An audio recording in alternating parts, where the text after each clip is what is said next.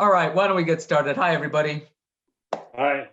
So really terrific program of just straight up string quartets in this very, very, very important repertoire, chamber music repertoire in Mozart's output. You know, some scholars think that these pieces and this, you know, stemming from this association with Haydn, were really a turning point in Mozart's compositional style as far as the use and organization of the ideas that he was working with. They're very, very, these quartets are very well crafted works, whereas his earlier quartets were sort of, I don't want to call them juvenilia, but you know, he wasn't as I would say skilled in his compositional writing for strings, string chamber works at that time. So we touched on it a couple weeks ago, but you know, Haydn publishes his Opus 33 quartets, and Mozart's just studied them copiously. I mean, these were published in, I wrote it down, in 1782. And as I said on the show, that they're composed in a new manner, and this was in Haydn taking his composition of string quartets a step further from his initial, I'd say, experimentation in giving the cello an equal part as a player in a quartet. But these works, and not unlike if we recall the shows on Beethoven in the Opus 18. It took Mozart a very long time for him to write these works, as it did Beethoven when he published his first set of 6 quartets. So I have a passage from Jan Swafford's book about the production of these quartets, and he says, Mozart may have produced his childhood quartets easily unto thoughtlessly, but the 6 pieces of the Haydn set took him over 2 years, starting with K387 in G, probably begun in 1782. The Haydns cost him many months of desultory and frustrating labor, some of the manuscripts showing sketchings and revising and false starts far beyond what was usual for him. So he really, really worked at them. This wasn't like the famous story of the marriage of Figaro, as the ink is still wet as he's passing the music to the musicians. These works took him some time, and when he published them, he got from his publisher a very large sum of 450 florins for them, which was the equivalent of a full opera. So he really cashed in on this, and I have a passage. They were published by Artaria, one of the large publishing houses of the time, and this was the note in the release, let's call it the press release of the publication of these works, and it says, Mozart's works call for no special praise, so that it should be quite superfluous to go into details. It need only be affirmed that here is a masterpiece. This may be taken as the more certain, since the author has dedicated this work to his friend Joseph Haydn, Kapellmeister to Prince Esterhazy, who has honored it with all the approval of which a great man of genius is alone worthy. So that was the sales piece from the publisher, and pretty good. So there's not this there's not in any of Mozart's letters or Haydn's letters this distinct moment of meeting. But it's believed that they met in Vienna in late 1784, and it was this reading. You know, they got together to read chamber music, the first 3 quartets of this set, in January of 1785, and it was through this that they developed this very, very close friendship and mutual respect for one another, despite their age difference. Haydn was 53 at the time, and Mozart was 29. So he was, you know, Mozart was just a whippersnapper. He didn't have many years left, obviously, in his short life, but he was still young. And here's this, you know, the most eminent composer of the day coming and playing chamber music with Mozart.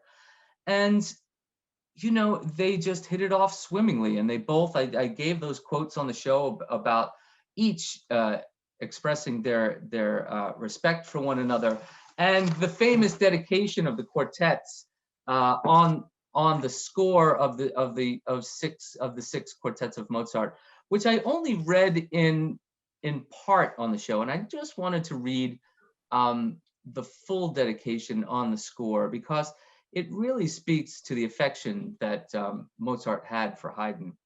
And it reads, again, I read the first part on the show. A father, having decided to send his children out into the wide world, felt that he should entrust them to the protection and guidance of the famous man, who by good fortune also was his best friend. Here they are, distinguished man and dearest friend, my 6 children. They are, to be truthful, the fruit of long and laborious efforts.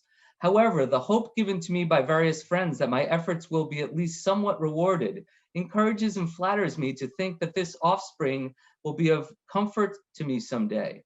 You yourself, dearest friend, told me of your approbation of them during your last visit here in our capital.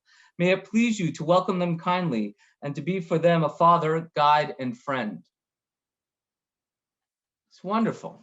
Really, really wonderful, wonderful, heartfelt dedication to, and this expression of esteem to his older colleague. So I actually started with the latest one of the 3, the Hunt Quartet, K428. And I did that because it's a Hunt, and it's a little bit more congenial than the others to start the show. It's called the Hunt. Why? Does anybody know why it's called the Hunt? There's a horn call, isn't there? The horn calls in the first movement. Yes, in the first movement. So it evokes a hunting horn and everything like that. So, and again, Mozart did not ascribe this nickname to it. The publisher did. But you have the first movement, which is a very lively, ebullient movement, and then the second movement with a very, very sort of august minuet that's played, very stately and not a very light dance, but very, very. I think I meant to look up the tempo marking, but it's a little bit under than what a normal minuet would be. But what do you think of the performance? What do you think of the Dover Quartet here? I know it's way back an hour ago. But yeah, I mean, I thought it was a wonderful performance. John, what did you think? I loved it. And it's, that one happened when we were on the other side of the world, and I'm really sorry we were not here for that concert, but it was a really, really lovely performance. Yeah, that was I want to say 2015 or something like that. 16, yeah. 16. But yeah, but just a wonderful wonderful performance, and it's a very, very sunny quartet, and one of the, I would say, sunnier quartets of the 6. But then we get to the D minor, K421, the D minor, which is an astounding quartet, really one of his great quartets, and just very, very darkly hued. And he tends to use D minor for this mood. We spoke about the D minor piano concerto as well, which is a very, very dark and dark and stormy, very dark piece. And it's just, and interestingly enough, the piece that we had heard, the minuet of this piece, it's unlike any other minuet except for the one that we heard, the piano minuet, that was so chromatic and dissonant. But this one is just this really, really dark dance. It's almost macabre. But I wanted to read Swafford's impression of it. And he says, after a consoling second movement in F major, comes a minuet far from the courtly dance of his origin. If dance at all, it is a dance of the doomed, maybe the most Sturm und Drang minuet written to that point, with a relentlessly falling chromatic bass line. A childishly skipping trio in G major seems scant relief, like whistling in a graveyard. I'm not so sure about that. I think it was. I'm not so sure about that. I think he was going for quite a contrast in the trio of that, and I made mention of it. But I mean, do you know this work? I mean, David, I think you mentioned this is one of your favorite works of Mozart. But does everybody know this one? I've heard it. Yeah. I've heard of it. Yeah, I've heard it. it's really truly one of, it's Right. played the most, and not the most. It's one of the more played quartets, along with 590. But just an incredible piece. But you know, these two men, you know, Mozart, Haydn wasn't the only one that influenced Mozart. Mozart also influenced Haydn. And there's a quartet of Haydn, a late quartet of Haydn, that's very similar in feel to this. And it's the Opus 76 number 2 quartet. And I thought I would play the minuet, and that's also cast in D minor, I should say. And I wanted to play the minuet from that particular work. So let's give a listen to the Haydn's Opus 76 number 2 quartet. And this is a performance with the Castalion Quartet from Wigmore Hall. Here we go.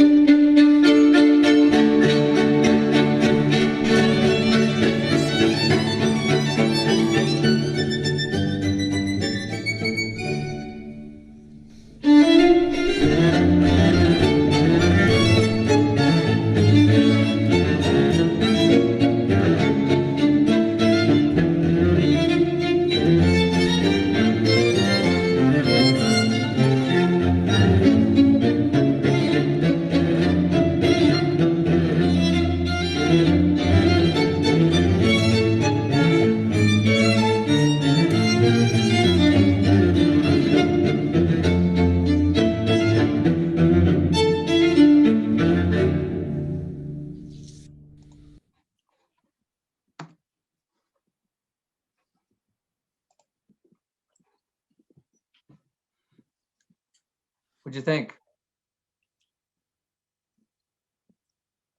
Say it again. Great quartet. That was a nice performance of that court movement. That one's a workout, you know. They just kept going. but you see the feeling of it is Yeah. similar to the darkness of the minuet of the 421 minuet. Except that it's much more fugal, isn't it?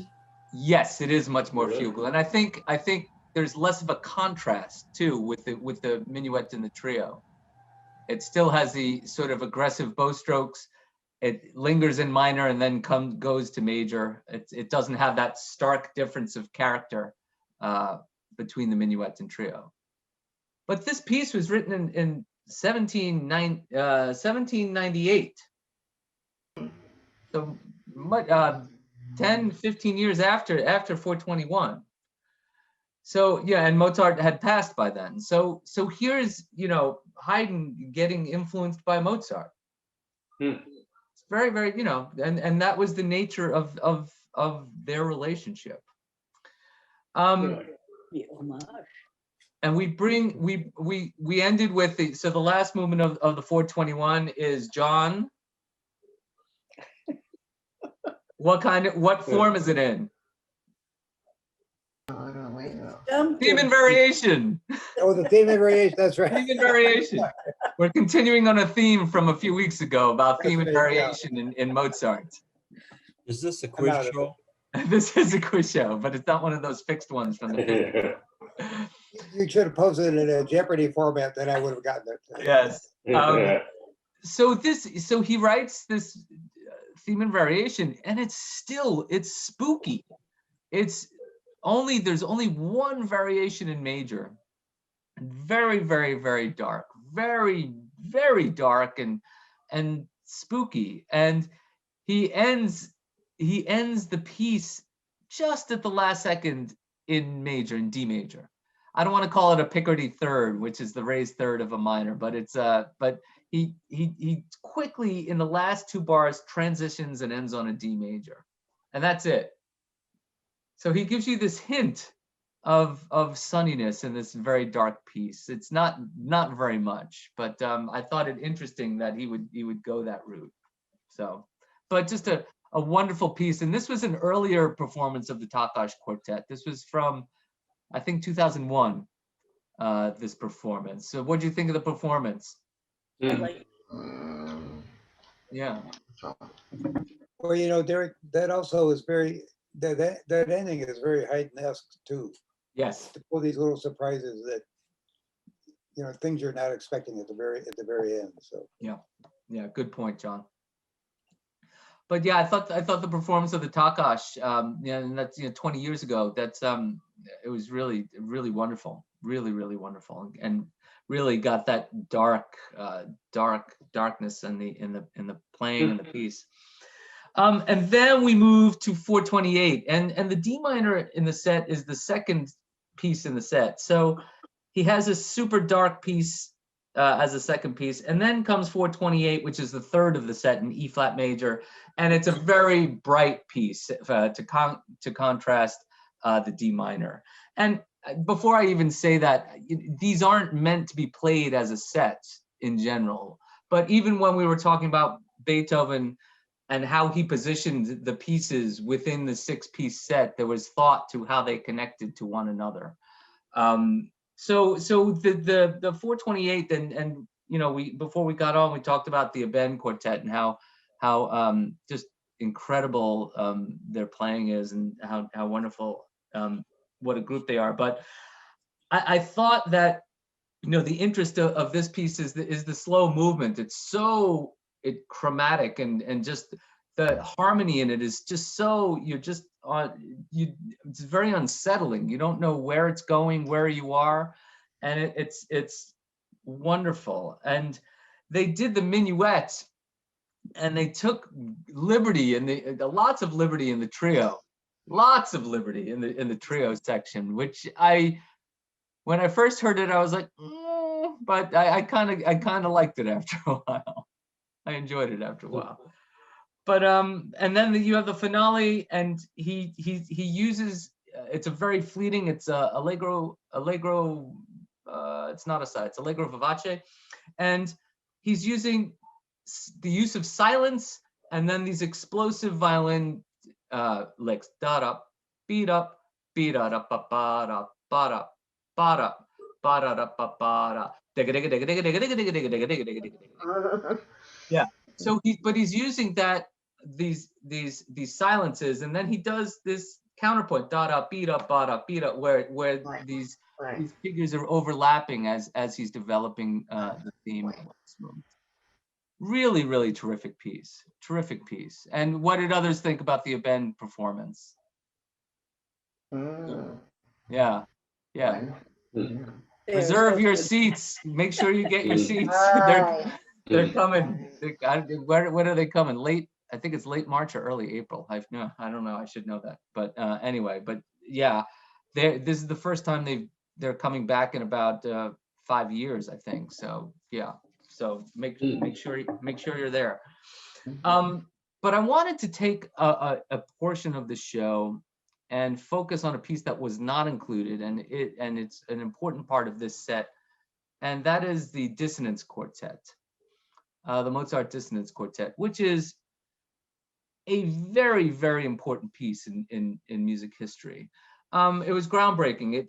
And he saved Mozart saved the most innovative piece of the set as the last quartet. This is the sixth quartet of the set. And it caused quite a stir, of course, when it was played because of the dissonances. And in Swafford's book, there was a story that someone had complained to Haydn about the piece, and he said, quote, "If Mozart wrote it, he knew what he was doing."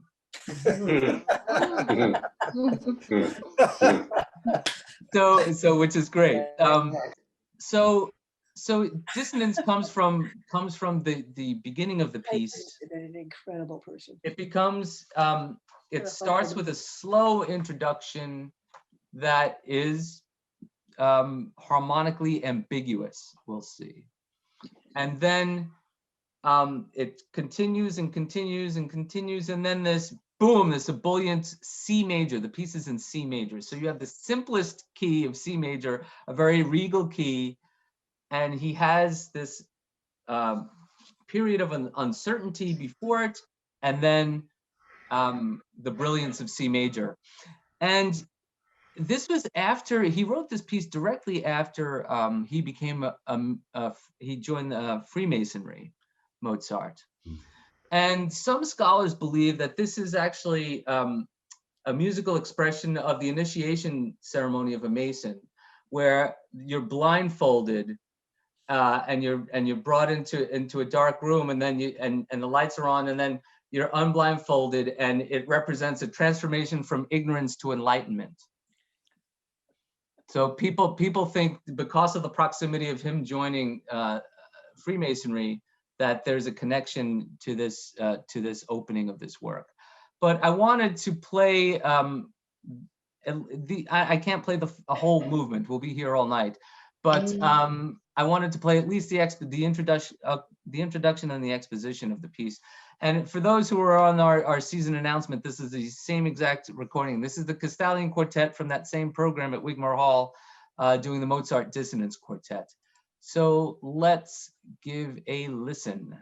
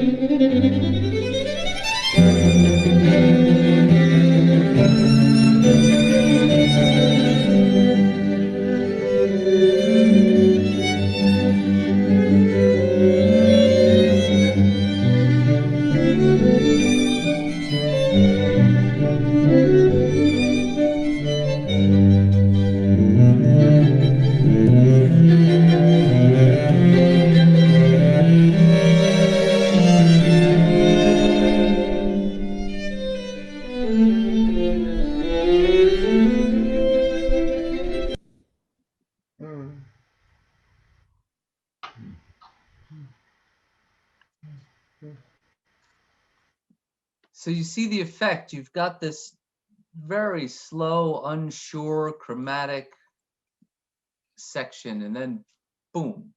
Mhm. Then it's just plain old Mozart. Mhm. Before that, it's Bartok. Yeah, yeah. Well, that's what.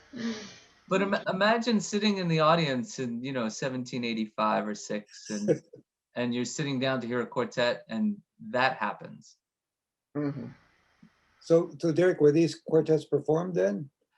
They were performed shortly after their publication. Mozart performed them on viola. Like they were when Leopold had come and visited and said that famous thing, that was at a performance. Yeah. So do we know anything about the reaction, the public reaction to these? It's funny. I looked to get some sort of something in the papers or that, and I could not find anything. It could be due to lack of time on my part. That doesn't mean it doesn't exist, but I did not find it. But Swafford doesn't say. No, he does not refer to anything. He Oh. does not refer to it. So. Well, over 100 years later, Charlie Ives picked up on it. The unanswered question. That's right. Drifting along, but he ended in G major. That's right. That's right. But, and just like Haydn said, he knew what he was doing. This was not a mistake. He wasn't, he knew what he was doing. He knew what he was doing. But even this piece influenced Haydn later on for a late work of Haydn. And I'm going to go way off the script since I do predominantly chamber music and stuff, but Haydn's creation utilizes the same device, the very, very same device. Yeah. And he does it for far longer than Mozart does. But I'm going to play it for you. It's about 7 minutes long, and that's why I kind of blew through the pieces tonight, because I wanted you to hear the beginning of Haydn's creation. I mean, does everyone know Haydn's creation? A little bit. Yeah, I mean, it's one of those. It's one of those, I have to say, supremely overlooked works for classical music listeners. It's a very, very important work and a very unique work of Haydn. And Haydn was toward the end of his life. I believe it was the last major thing he wrote, and it took everything in him to write it. It really was quite an effort for him to write it. So I'll describe it to you, and it's the introduction. It's sometimes referred to. So the creation is first day, second day, third day, fourth day. That's how it's structured, and this is the introduction, and it's subtitled Chaos. And then, well, I'll tell you afterwards. Okay, let me just play it. I don't want to talk too much, but I've got this great performance with an orchestra called the Austro-Hungarian Haydn Philharmonic. But they're performing in the Esterházy Palace in Eisenstadt. Oh, wow. And Adam Fischer is conducting, and Thomas Kostov is singing baritone. Oh, wow. So, not bad. So here we go. And please, try to mute yourselves, please. Yeah.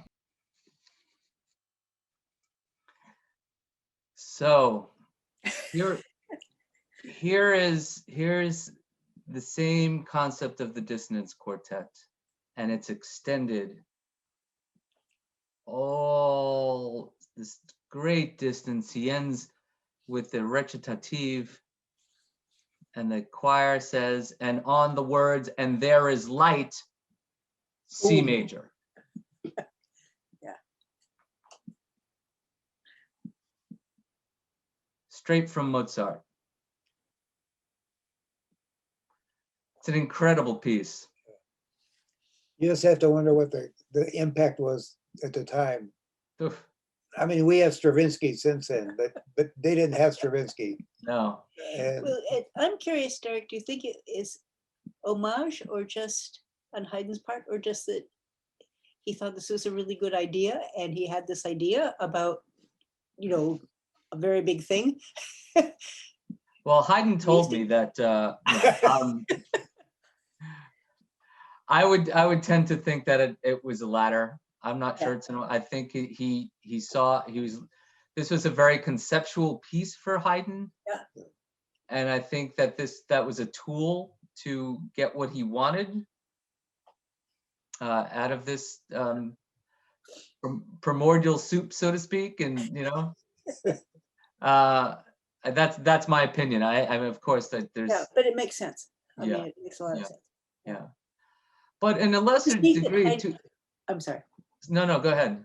I was just gonna say, I think it's just neat that Haydn drew from, a younger man with the idea and then turned it into something that nobody else had done before. Yeah. Or hadn't done in quite the I same way. mean, this is why I was playing Haydn tonight on the Zoom, just to show you that it was a symbiotic relationship. Yeah. They really drew from one another through their mutual respect for one another. It's really wonderful. There's a different device later on and it's similar, going from tension to release over the course of a piece. Does anybody know that one famous piece? It happens a lot. We talk about Haydn or Mozart? Haydn. Neither. Oh, Either. Da da da da. Oh. C minor. Okay. C minor. And that's the whole piece. It's tense, and then he gives you the C major. Bum, bum, bum, bum, bum, bum, bum, bum, bum.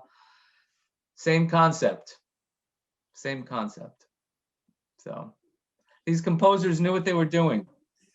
Not only Mozart.